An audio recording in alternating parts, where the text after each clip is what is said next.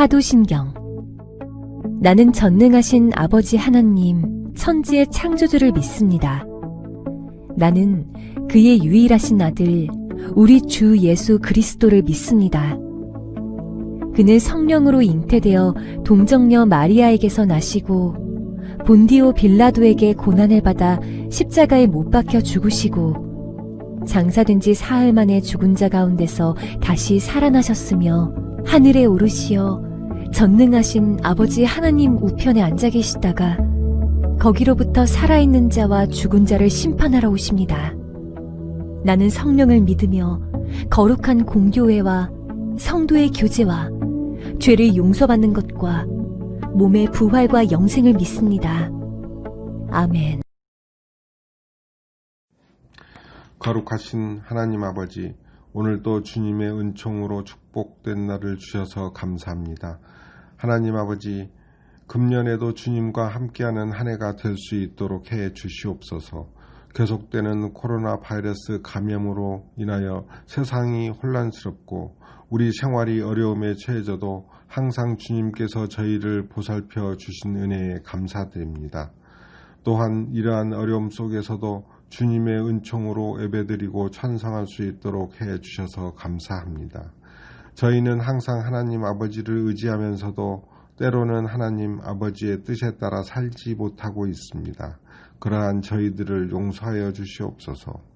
금년에 새롭게 고등부의 박정수 목사님이 부임할 수 있도록 해 주셔서 감사합니다. 새롭게 고등부에 예배할 수 있도록 등록한 고등부 신학년 친구들이 주님 안에서 즐겁고 활기차고 은혜롭게 예배드릴 수 있도록 보살펴 주시옵소서. 예배를 드리는 모든 주님의 자녀들에게 사랑과 축복을 내려 주시옵소서. 성령의 충만한 은혜로 기쁨과 영광으로 찬양하게 하옵소서. 부득이하게 예배를 드리지 못하는 자녀들에게도 주님의 크신 은혜로 보살펴 주시옵소서. 하나님 아버지, 우리 고등부가 주님과 함께 하기 위하여 금년에도 계획한 모든 일들을 지혜롭게 잘 이룰 수 있도록 도와주시옵소서. 주님의 자녀들이 주님께 기도와 간구로 도움의 손길을 내밀 때가 많습니다. 항상 늦지 않는 시기에 꼭 응답받는 은사가 있게 해 주시옵소서. 항상 기도와 사랑으로 고등부를 위하여 수고하시는 목사님과 고등부 선생님들을 기억하여 주시옵시고 크신 사랑과 은혜와 건강을 내려 주시옵소서. 저희의 연약함을 알고 계신 주님께서 언제나 저희를 불쌍히 여겨 주시옵소서. 오직 기도와 간구로 주님께 의지하면서 살아갈 수 있도록 인도하여 주시옵소서. 그리고 저희의 기도를 들어주시옵소서. 저희의 기도가 하나님 아버지의 뜻이 아니라면 하나님 아버지의 뜻대로 이루어질 수 있도록 해 주시옵소서. 모든 말씀을 예수 그리스도의 이름으로 감사하며 기도드리옵나이다. 아멘.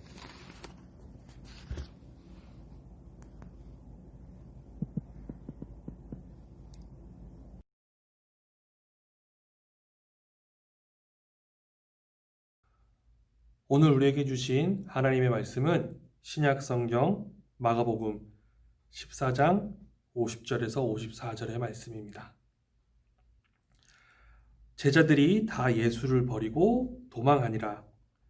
한 청년이 벗은 몸에 배 호디부를 두르고 예수를 따라가다가 무리에게 잡힘에 배 호디부를 버리고 벗은 몸으로 도망하니라.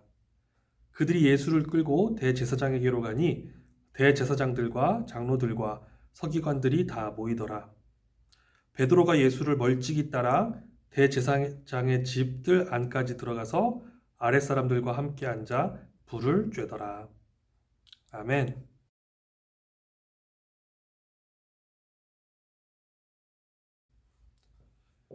말씀을 위하여 함께 기도하겠습니다.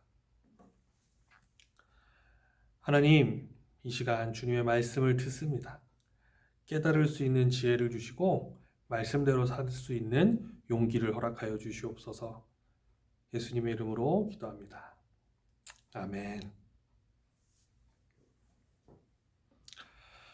자, 여러분 반갑습니다.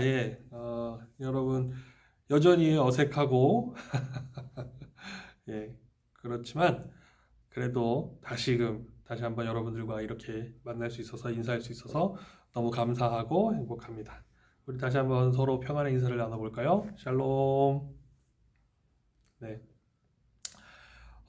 잠깐 지난주 말씀을 복습해보는 시간을 갖도록 합시다. 자, 지난주에 예수님이 누구를 만났나요? 지난주 말씀의 핵심 사건, 예수님이 누구를 만나셨나요? 예수님이 베드로를 만나셨습니다. 예수님이 베드로를 만나셨는데, 근데 그 예수님과 베드로의 첫 만남에서 벌어진 일이 무엇이었나요? 네. 예수님께서는 베드로를 처음 만나자마자 베드로의 현재 모습, 배운 것 하나 없는 그냥 평범한 갈릴리의 어부였던 그 현 상태의 베드로를 본 것이 아니라 죽기까지 충성을 다한 든든한 반석 같은 그렇게 성장해 나갈 미래의 모습을 보시면서 너는 참 든든한 반석이 될 거야 라고 말씀하셨던 그 예수님과 베드로의 첫 만남. 마찬가지로 저와 여러분은 아직까지 연약하고 나약하지만 하나님 안에서 든든하게 성장해 나갈 걸 기대하고, 또 우리 예수님께서도 우리 지금 모습이 아니라 그 모습을 지켜보고 계시다는 것, 그것이 우리에게 주는 예수님의 복음입니다. 여러분들 언제나 예수님 품 안에서 베드로와 같은 반석과 같은 사람으로 성장해 나가시기를 바랍니다. 오늘 본문 말씀은 또 베드로에 관한 이야기예요. 베드로에 관한 이야기.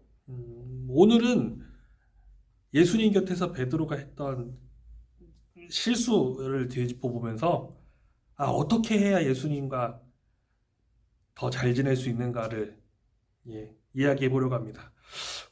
지난주에 이어서 오늘도 베드로 이야기인데 봐서는 다음 주도 베드로에서 베드로 특집? 베드로에 관한 이야기를 몇 주 나누면 좋을 것 같다라는 생각을 하게 됩니다. 오늘 설교 제목을 주님과의 동행이라고 지어봤습니다. 동행이란 단어의 뜻이 무엇인가요? 같이 움직이다, 같이 거닐다, 같이 걷다, 이런 걸 동행이라고 하죠. 여러분 지금 우리 화동교회 고등부 학생들 주님과 동행하고 계십니까? 주님과 동행한다는 건 어떤 의미일까요? 목사님 지금 코로나 때문에 교회 못 가잖아요. 당분간 주님이랑 동행 못하는 거 아닌가요? 이렇게 생각하는 친구도 있을 거고, 목사님 그래도 제가 이 주일 아침에 그래도 조금 일찍 일어나서 유튜브 접속까지 했는데 이 정도면 예수님이랑 동행하는 거 아닌가요? 이렇게 얘기할 수 있는 친구도 있을 거예요. 예수님과 동행하는 게 어떤 의미일까? 오늘 우리가 읽었던 마가복음 14장 본문을 통해서 한번 이야기해 봅시다. 우리는 예수님과 늘 동행하고 산다고 고백을 하고 다녀요. 나는 예수님과 동행하는 그리스도인이야. 예수님의 12 제자들도 그렇게 말하고 다녔어요. 나는 예수님과 동행해. 왜냐하면은 그 사람들은 실제로 예수님의 곁에 있었으니까요. 예수님이 밥 먹을 때 같이 먹고, 예수님이 주무실 때 같이 잠자고, 예수님이 무언가를 할 때마다 같이 움직였어요. 그래서 제자들은 나는 예수님과 동행하는 사람이야 라고 말하고 다녔습니다. 고난이 닥쳐오기 전까지만 말이죠. 하지만 고난이라는 조건이 추가되자 상황이 바뀌었습니다. 예수님을 만나서 동행하던 제자들은 고난이 오기 전까지는 떳떳하게 말하고 다녔어요. 나 예수님의 제자야. 나 예수님과 동행하는 사람이야. 하지만 고난이 추가되자 금방 진짜 모습이 드러났습니다. 여러분, 때때로 고난은 사람의 진짜 모습을 보게 돼요. 고난은 사람의 진짜 모습을 보여줘요. 고난이 찾아오기 전까지는 내가 원래 이런 사람이었구나를 잘 몰라요. 그런데 고난이 다가오면 나는 원래 이런 사람이었구나, 그런 모습이 드러나요. 여러분 생각해 봅시다. 우리는 예수님과 어디까지 동행할 수 있을까요? 오늘 우리가 읽었던 마가복음 14장 50절에서 54절의 모습을 보면 평소에 고난이 찾아오기 전에는 예수님과 동행하는 걸 자랑으로 여기고 동네방네 떠들던 제자들이 고난이 닥쳐오자, 고난이 찾아오기 전까지는 안 보이다가 드러난 되게 웃긴 세 가지 모습이 드러납니다.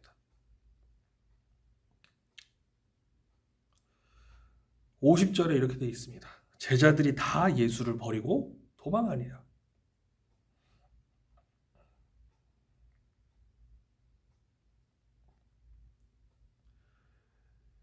예수님을 잡으러 온 사람들이 예수님을 붙잡으러 이렇게 다가오니까 제자들이 예수님을 다 버리고 도망갔습니다. 어떤 제자들이 있느냐? 오늘 본문에 보면 예수님과 동행하던 제자들이 세 가지 모습을 보입니다. 세 부류로 나뉘어요. 고난이 찾아오기 전까지는 다 나는 주님과 동행하는 제자다라고 말했던 한 부류의 제자들 사이에 세 가지 모습이 나타납니다. 첫 번째 부류는 뭐냐? 도망갑니다. 제자들이 다 예수를 버리고 도망하니라. 그냥 다 도망가는 제자. 되게 황당한 제자들이죠. 예수를 다 버리고 도망갔습니다. 두 번째 부류의 제자, 열심히 도망가는 제자가 있습니다. 그냥 도망가는 게 아니라 열심히 도망가. 최선을 다해 도망가. 51절 52절에 보면은 이스라엘 사람들이 입었던 그 돌돌 많은 그 옷이 벗겨질 정도로 도망가는 겁니다. 여러분, 이게 뭐 적절한 용어일지 모르겠는데 우리 인터넷 용어 중에 우리 여러분 같은 이 고딩들이 쓰는 인터넷 용어 중에 빤스런이라는 단어 있잖아요. 딱 그 얘기예요. 딱 그 얘기. 팬티가 벗겨지는지도 모르고 도망가는 모습을 우리는 빤스런이라 그러잖아요. 빤스런. 마찬가지입니다. 혹시 잡힐까봐 그냥 도망가는 것도 아니야. 옷이 벗겨지는지도 모르고 열심히 도망가는 거야. 예수님은 그 제자들의 모습을 보고 얼마나 안타까우셨을까요? 제자들을 키워놨는데 고난이 닥쳐오니까 예수님의 제자는 그냥 도망가는 놈, 열심히 도망가는 놈, 이렇게 두 부류를 나뉘는 거예요. 기가 막히죠? 그런데 희한한 놈이 하나 더 있어. 희한한 놈. 대부분의 제자들은 도망가거나 열심히 도망가는데 얘는 이상해. 얘가 누구냐? 바로 오늘 우리가 생각해 볼 베드로입니다. 베드로는 어떤 걸 했느냐? 어색한 베드로의 동행이 나옵니다. 어색한 베드로의 동행. 베드로는 도망치지도 않았어요. 빤스런을 하지도 않았어. 도망치지도 않았고 예수님을 버리지도 않았습니다. 베드로는 그저 멀찌감치 떨어져서 예수님을 따라가 대제사장 집들까지 들어갔습니다. 예수님이 잡혀 들어간 그 집들까지 따라 들어갔습니다. 거기서 그는 경비병들 틈에 앉아 불을 쬐고 있었습니다. 되게 웃긴 친구예요, 베드로는. 다른 제자들은 다 도망갔는데 베드로는 도망친 것도 아니고 예수님과 고난을 나누는 것도 아니고 그냥 예수님과 적절한 간격을 띄면서 간격을 유지하면서 있었습니다. 여러분 입장에서 베드로는 어떤 사람인가요? 떳떳하게 그래도 베드로는 도망 안 갔네. 그러니까 베드로는 예수님과 동행하는 사람이네 라고 말할 수 있을까요? 베드로의 이 모습을 예수님과의 온전한 동행이라고 부를 수 있을까요? 아닙니다. 오늘 본문에 등장한 베드로의 모습은 결코 예수님과 주님과의 온전한 동행이라고 부를 수 없습니다. 그것은 동행이 아닙니다. 다만 예수님이 어떤 일을 당하실까 하는 아주 약간의 걱정과 약간의 호기심이었을 뿐입니다.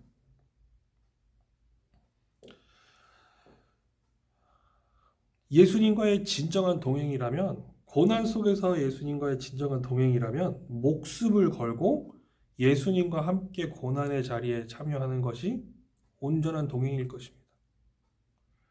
그러니까 베드로는 예수님과 동행을 하고 있는 게 아니에요. 그냥 예수님을 향한 아주 약간의 걱정과 호기심이 있었을 뿐 예수님을 따를 용기와 책임은 전혀 없었던 것입니다. 그래서 오늘 우리는 베드로의 모습을 통하여 이런 결론에 다다를 수 있습니다. 단순히 예수님 곁에 있다고 해서 다 예수님과 동행하는 것은 아니라는 것입니다. 주일 예배에 참석했다고 해서 일요일 아침에 조금 일찍 일어나서 유튜브에 접속했다고 해서 예수님과 동행하는 게 전부가 아니라는 것을요. 예수님과 베드로가 끝까지 동행할 수 없었던 건 베드로가 끝까지 용기와 책임을 갖고 예수님과 동행할 수 없었던 건 베드로가 예수님을 온전히 이해하지 못했기 때문입니다. 예수님은 고난을 위해 이 땅에 오셨습니다. 고난을 통하여 세상 모든 이들을 죄에서 구원하시기 위하여 이 땅에 오셨습니다. 하지만 이 마가복음 14장 이때 당시의 베드로는 예수님의 고난을 이해할 수 없었습니다. 그래서 베드로는 예수님의 고난에 함께 동행할 수 없었습니다. 예수님이 왜 고난 받으시는가? 고난이 우리에게 어떤 의미가 있는가에 대한 이해가 없으니까 고난에 참여할 수 없고 동행할 수도 없었던 거예요. 그래서 베드로는 예수님과 온전히 동행할 수 없었던 거예요. 여러분, 이거를 여러분들 눈높이에 맞게 말씀드리자면은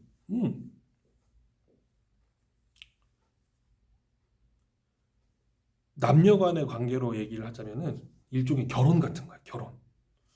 결혼이라는 건 남녀 간에 서로 상호 간에 확고한 이해가 있어야 돼요.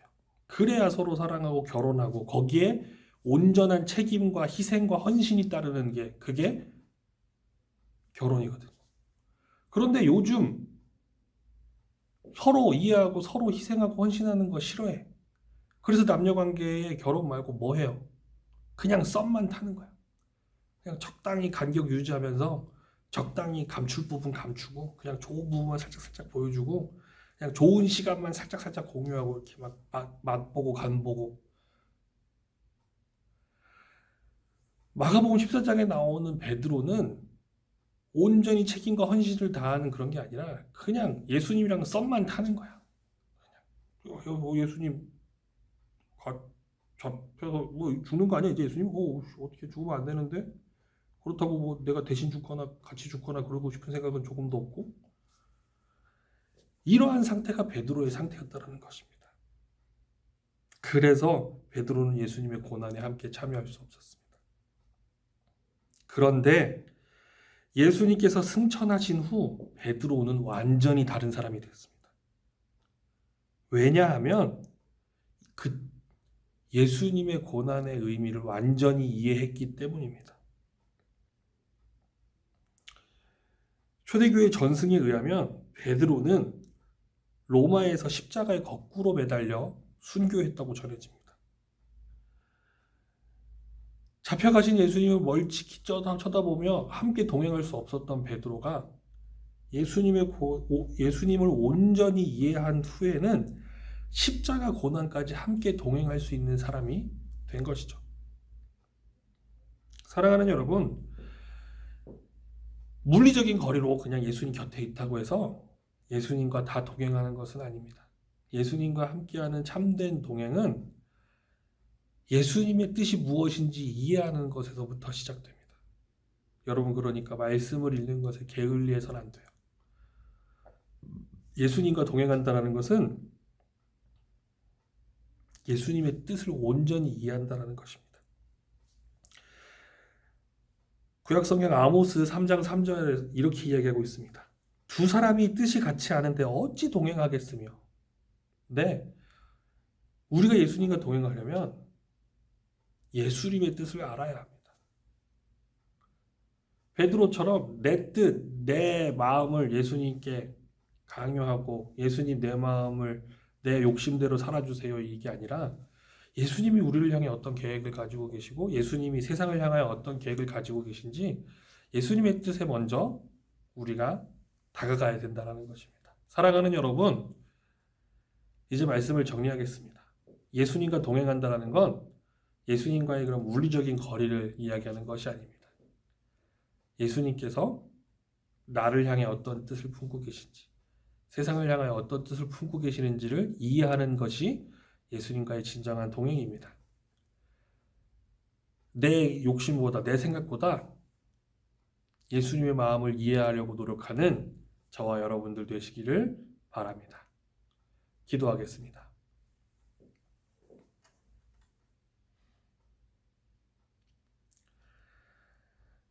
하나님 아버지,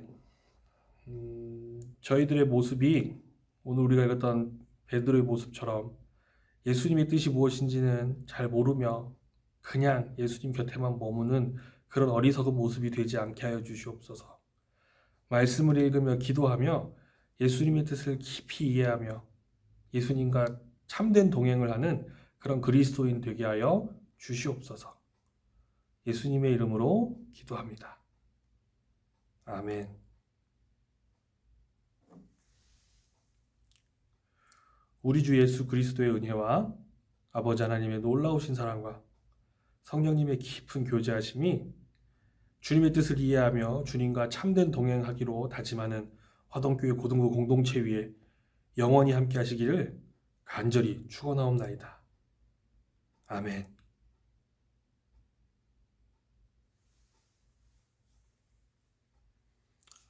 오늘도 함께 해주셔서 감사합니다. 하나님께 영광의 박수 올려드리겠습니다. 하나님 감사합니다.